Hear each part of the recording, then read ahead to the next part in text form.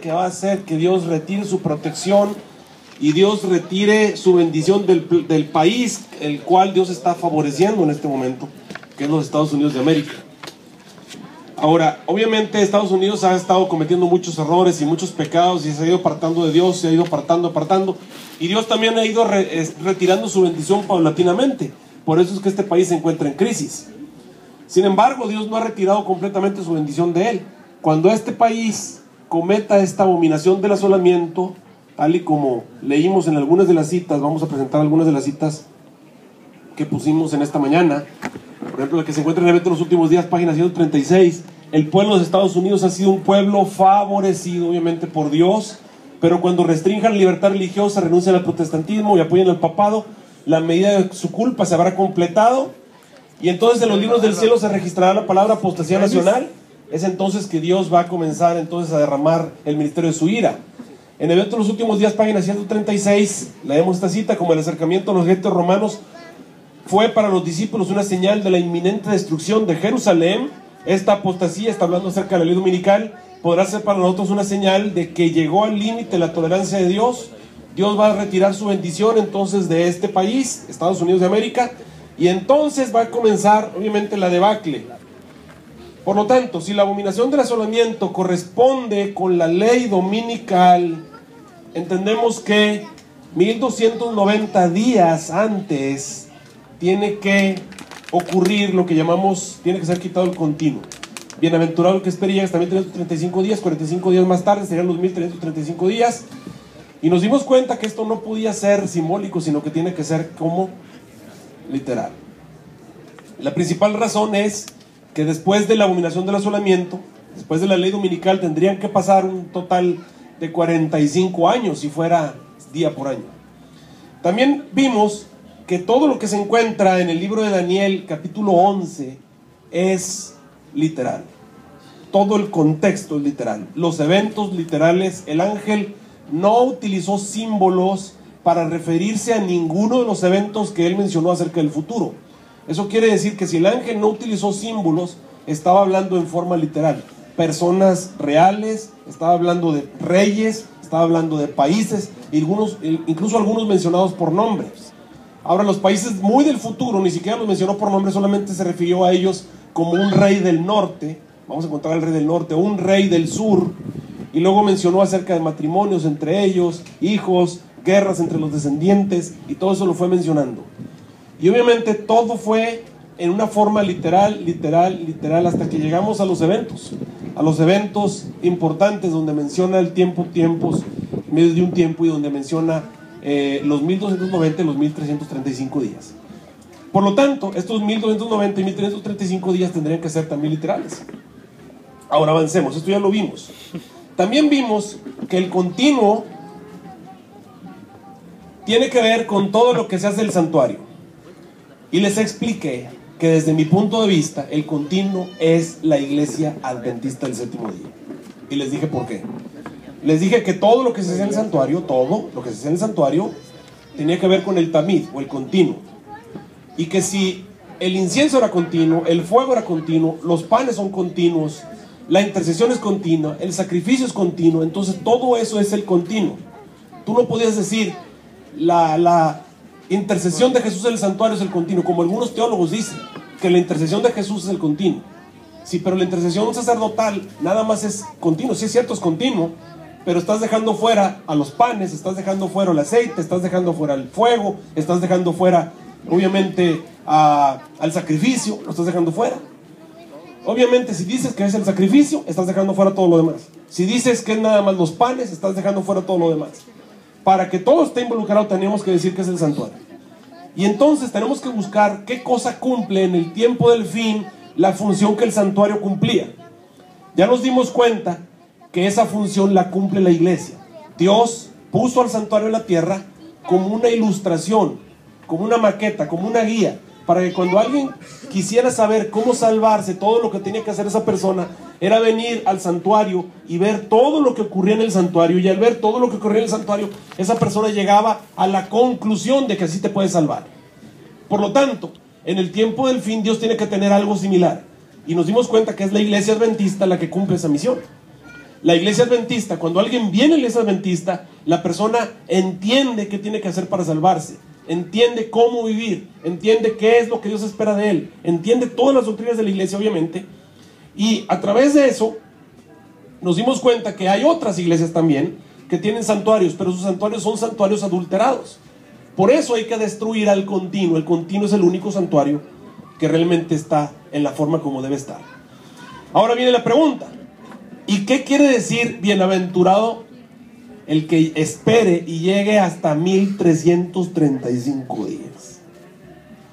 Ok, el Señor Jesús dijo algo muy importante acerca de eso. Él dijo que Él tenía otras ovejas que no están en este redil, y a esas ovejas les conviene traerlas para que sean un rebaño y un pastor. También Apocalipsis 18, y quiero hablarte, no te voy a hablar mucho acerca de Apocalipsis 18, tiene una parte importante donde habla acerca de la caída de Babilonia y dice: salid de en medio de ella, pueblo mío, dando a entender que hay mucho pueblo de Dios en Babilonia. Estamos hablando de todas las iglesias, y el Espíritu de Profecía también nos dice que la mayoría, escuchen bien, la mayoría del pueblo de Dios todavía no ha pisado una iglesia adventista. Interesante. Estamos hablando de personas que asisten a una iglesia bautista, ¿entiende? La iglesia bautista es una iglesia falsa. Lo mismo ocurre con la iglesia metodista, con la iglesia anglicana, con la iglesia presbiteriana. Pero muchas de las personas que asisten a esas iglesias son verdaderos hijos de Dios. Esas personas tienen que escuchar el fuerte pregón dado por aquellos que reciban la lluvia tardía. Y el pueblo de Dios, cuando escuchen el llamado a salir de Babilonia, van a salir, y entonces vamos a tener por fin al rebaño todo junto. Las ovejas que no están en esta redil se van a unir. Ahora, ¿por qué te estoy diciendo esto? Porque lo que yo creo, y ahorita se lo voy a mostrar, es que el final de los 1335 días es el momento cuando todo el pueblo de Dios, estoy hablando de todos los verdaderos hijos de Dios, los que no están en la iglesia adventista y los que están en ella, los que están en otras iglesias, entendiendo claramente que la iglesia adventista posee la verdad, o que el mensaje adventista es la verdad, esas personas van a salir, y en ese momento se cumple, vamos a decir, el grupo exacto que Dios está esperando de sus hijos, todos fuera de Babilonia. Y una vez que el pueblo ya se acabó el esparcimiento, dice Daniel, cuando se acabe el esparcimiento del escuadrón del pueblo santo, mira, vamos a ver, vamos al libro de Daniel capítulo 12. Daniel capítulo 12, y vamos a leer la última parte del versículo 7. Daniel 12:7, la última parte te dice que el punto de partida para las maravillas del capítulo 12, que ahorita se lo voy a explicar porque estoy adelantándome un poquito, es precisamente el fin del esparcimiento del escuadrón del pueblo santo. Ahí está, mira, dice: y cuando se acabe, estoy en la segunda mitad del versículo 7, y cuando se acabe el esparcimiento del escuadrón del pueblo santo. ¿De quién está hablando? ¿Quién es el pueblo santo? El pueblo santo es el pueblo de Dios. ¿En dónde está esparcido? Está esparcido en todas las iglesias. Y obviamente te dice, cuando se acabe ese esparcimiento, estas cosas se van a cumplir. Obviamente, lo que el ángel te está diciendo es que cuando se acabe ese esparcimiento, ese es el punto de partida, o es el punto final. Para mí ese es el momento. Los 1335 días terminan cuando se acabó el esparcimiento del escuadrón del pueblo santo. Ya tenemos a todo el grupo de personas vivas que se van a salvar. A partir de ahí, la gracia se puede acabar cuando Dios quiera. Es decir, estos 1335 días no te dicen cuándo se acaba la gracia, pero te ponen en un punto en el que estás muy cerca de que se acabe la gracia. ¿Ok? Ahora, veamos cómo llegamos a estos 1290 días. ¿Qué es lo que va a producir que ocurra lo que el ángel dijo? Veamos lo que el ángel dijo una vez más, véanlo. Vamos a Daniel capítulo 12. Versículos 11 al 12, dice ahí: desde el tiempo en que fuera quitado el continuo hasta la abominación de la espantosa o desoladora, habrán 1290 días. Bienaventurado el que espere y llegue hasta 1335 días. ¿Cómo vamos a llegar a este punto? Para eso tenemos que leer Daniel 11, ¿está bien? Ahora vamos a Daniel 11. Daniel 11, obviamente, pónganse Daniel 11, capítulo 11, versículo 1 si quieren.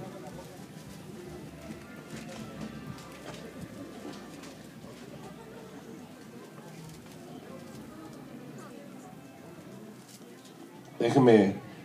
Daniel 11 comienza en el imperio persa.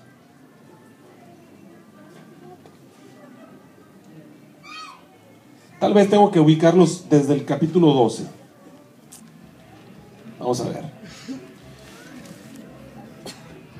Daniel 11 comienza en el imperio persa y termina en el momento en el que el Señor Jesús viene a la tierra por segunda vez. Una vez más. Daniel 11 comienza en Persia. Estamos hablando del 339 a.C. y termina en el momento en el que Cristo venga. Eso quiere decir que tú y yo de alguna manera estamos viviendo en algún lugar de Daniel 11. ¿Ok? Veamos. Comienza en el imperio persa. Comienza antes de Cristo y termina cuando Cristo venga. Ahora, ¿por qué sé que termina cuando Cristo venga? Porque Daniel 11 y 12 es el mismo. O sea, realmente no debería haber una división de capítulos ahí. Es la misma visión, es parte de la misma plática. Y el mismo ángel continúa en Daniel 12. Mira dónde empieza Daniel 12. Daniel 12 dice: y en aquel tiempo se levantará Miguel. Ahora te hago una pregunta. ¿Miguel es una persona simbólica? Te pregunto una vez más. ¿Miguel es una persona simbólica? ¿Había alguien que se llamara Miguel físicamente en esa época? ¿Cómo se llamaba el ángel que estaba a favor del pueblo de Dios en esa época, en la época de Daniel? ¿Cómo se llamaba? Se llamaba Miguel. ¿Ok? O sea, esa es una persona súper extra archi recontra, literal. Estamos hablando de Jesús antes de ser humano. En esa época, cuando Daniel está teniendo la visión, Miguel es una persona real. Noten que no utilizó ningún tipo de personaje fantasioso. No, utilizó incluso un nombre de una persona, un nombre de pila. Le dijo: mira, Miguel se va a levantar. Dice: en aquel tiempo se va a levantar Miguel. Noten que el ángel continúa en su hablar en forma literal. El ángel dice: se va a levantar Miguel, el gran príncipe que está a favor de los hijos de tu pueblo. Tampoco utilizó ningún símbolo para referirse a los judíos. Dijo: los hijos de tu pueblo. ¿De qué pueblo era Daniel? Era judío.